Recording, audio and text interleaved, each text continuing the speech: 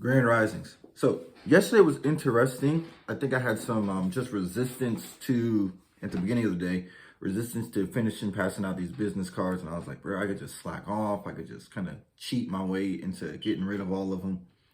I was like, no, let me not do that, because when I make a plan, I want to follow through, and I will follow through on it, because ultimately that builds discipline and that builds character for me, for my long-term goals. And if I'm ever going to achieve my long-term goals, this is just a 90-day goal. I have to have that discipline and that character. And have to have the belief that I can achieve it. So I was, long story short, I got my truck back from the mechanic. They fixed like this, this sensor. They're going to probably fix some more stuff on Monday. The thing, however, was that I needed it so I could go take care of some minor repairs at the tenant's home. And then I also have a meeting with the guy I was in the car accident with. He wants to talk to me. So what I've been noticing, though, is like with those type of meetings, it really turns into he's talking and I'm listening.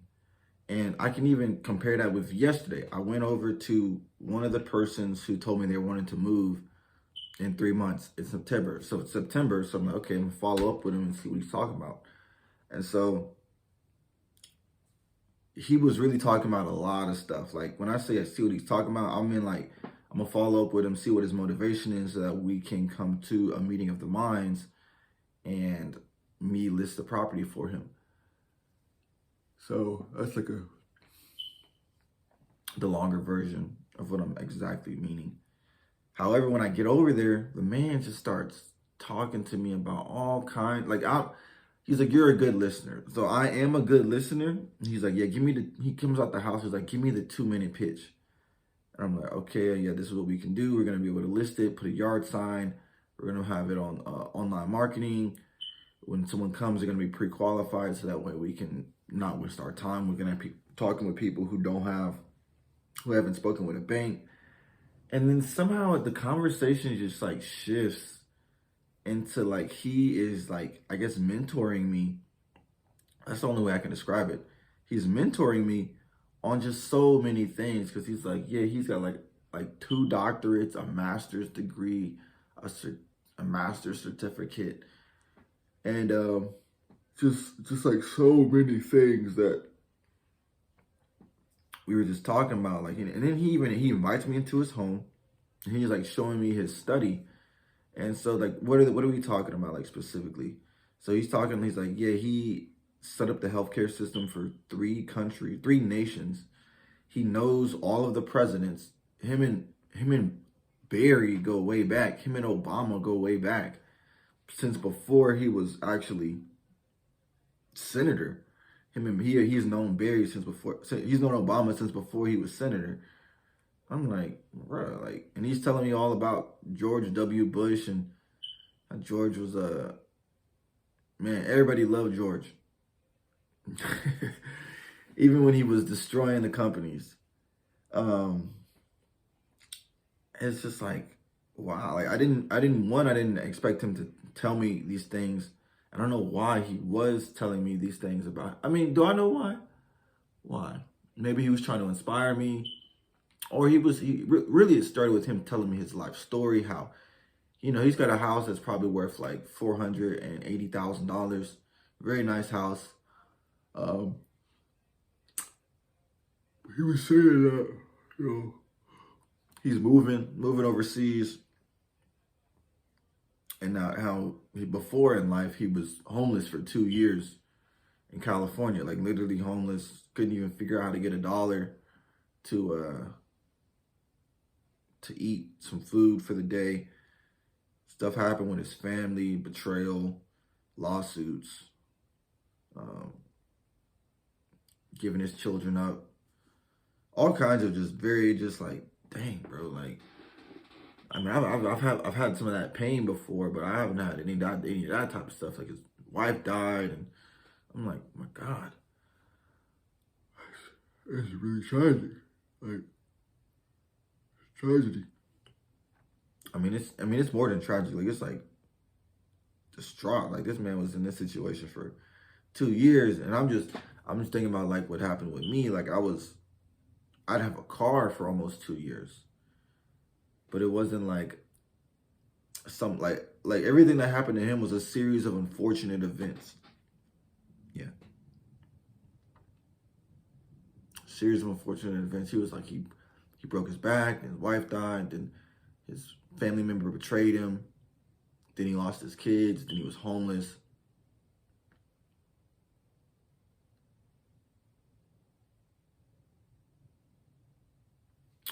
Yeah.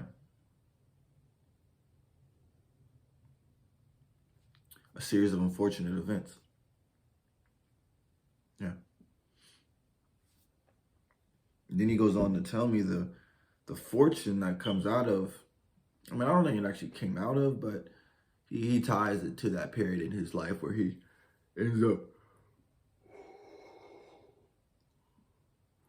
meeting all of the presidents since Ronald Reagan, working for them in the White House, working in the White House, meeting the senators, knowing all about the senators, still, having his doctorate, becoming a doctor.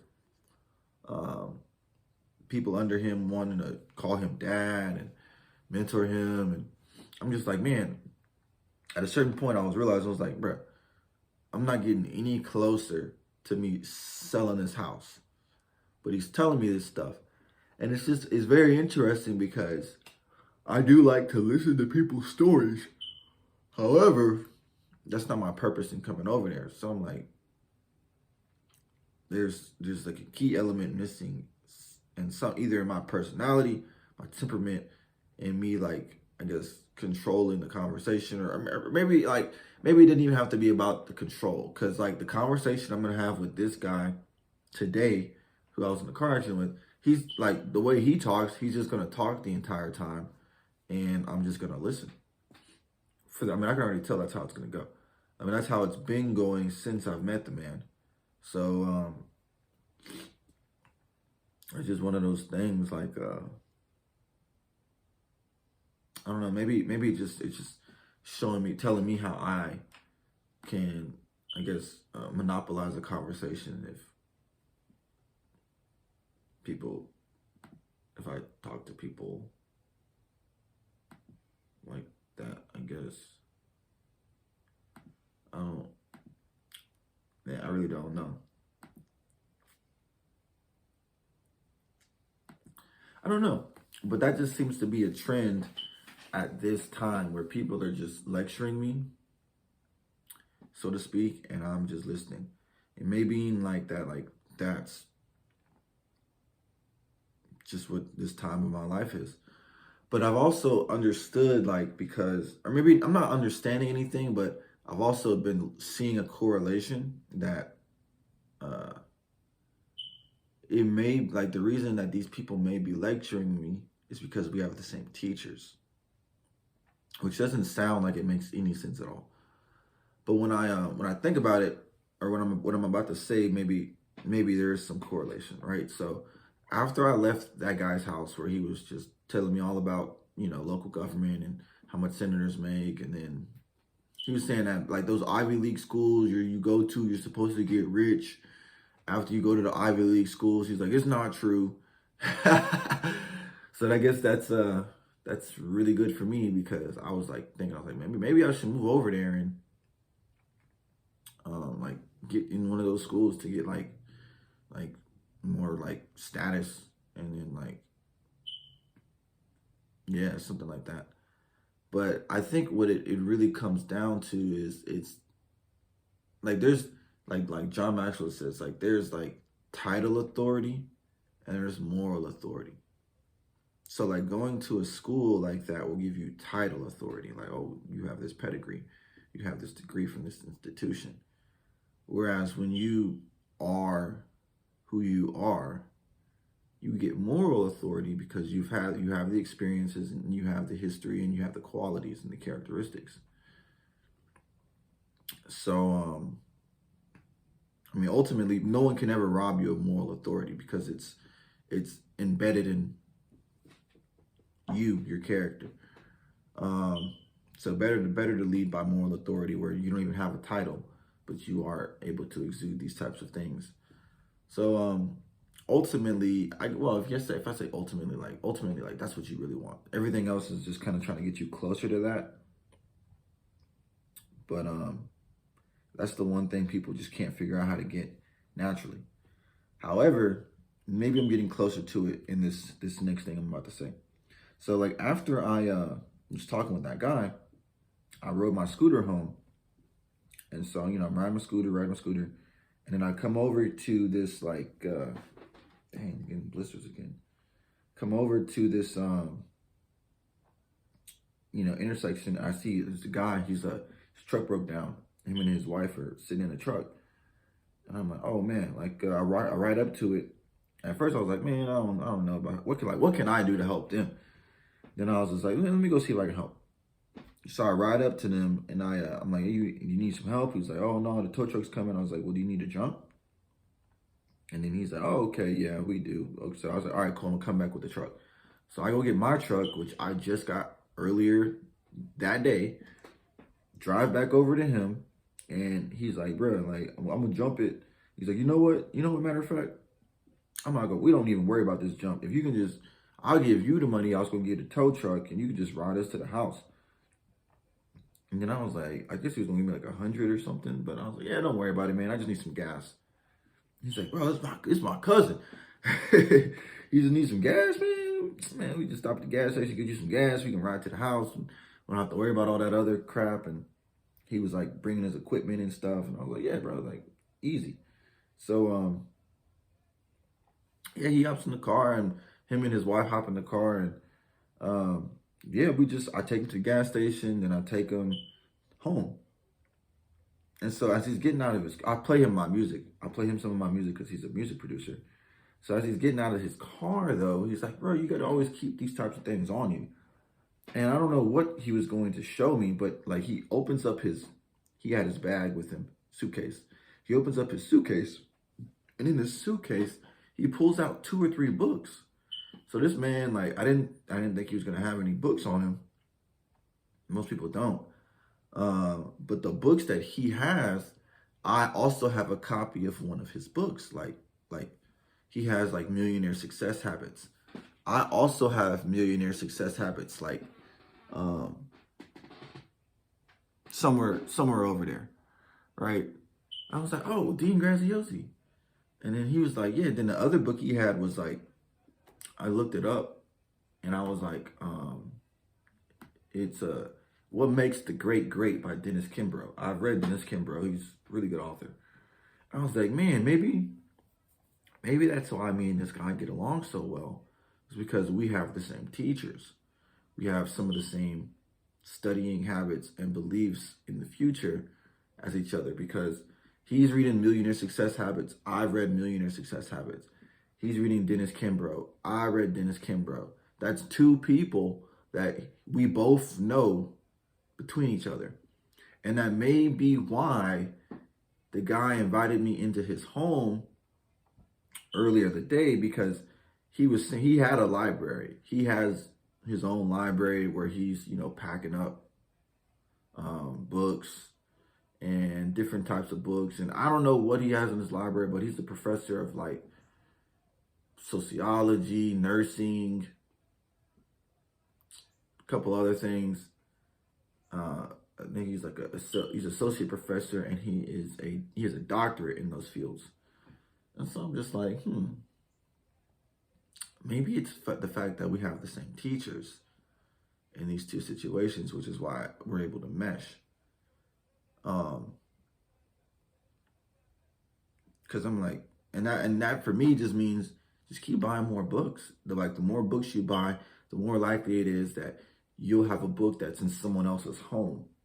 And when you guys have the same teacher, you guys can like talk about that, share that, I don't know, that experience of studying under the same master. And maybe that's, maybe that is maybe that's one of the keys to how these people become they gain so much moral authority, is because they have Like they know they know who your teachers are. Like they know what you know. They know who you know. And they know who you know, they know who you are. So I don't know. That's my guess. It's a guess. I mean, it's definitely worth. I mean, I was already gonna get more books anyway, so it's just kind of like I always want to. I mean, I'm gonna get a library anyways. What I actually want to do is find out find those books that I've lost. Man, I'm gonna pray about that so I can rediscover them. That would be amazing. That's like my childhood, basically. I don't even know how I lost all those books. I really don't. But I'm in a different point in life where I have my own space. If I want to put them in a storage unit, I can just go get it. I just go get a whole storage unit and fill that sucker up with books. Just be like, yeah. And then when I get like enough space to really have my books like I want them, I could just, who was that one guy? What's his name? Was it it's like J.P. Morgan?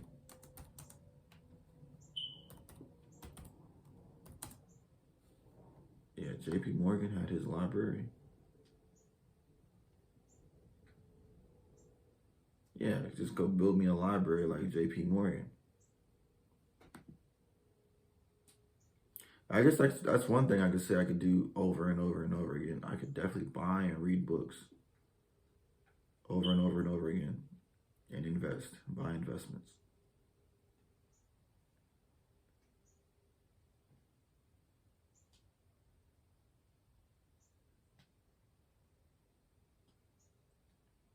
I don't really say how many books he has.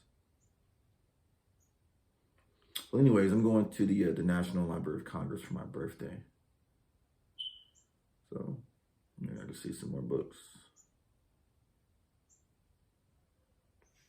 All right, I'm gonna get over there to the tenant's place, get those repairs that they need, and farewell.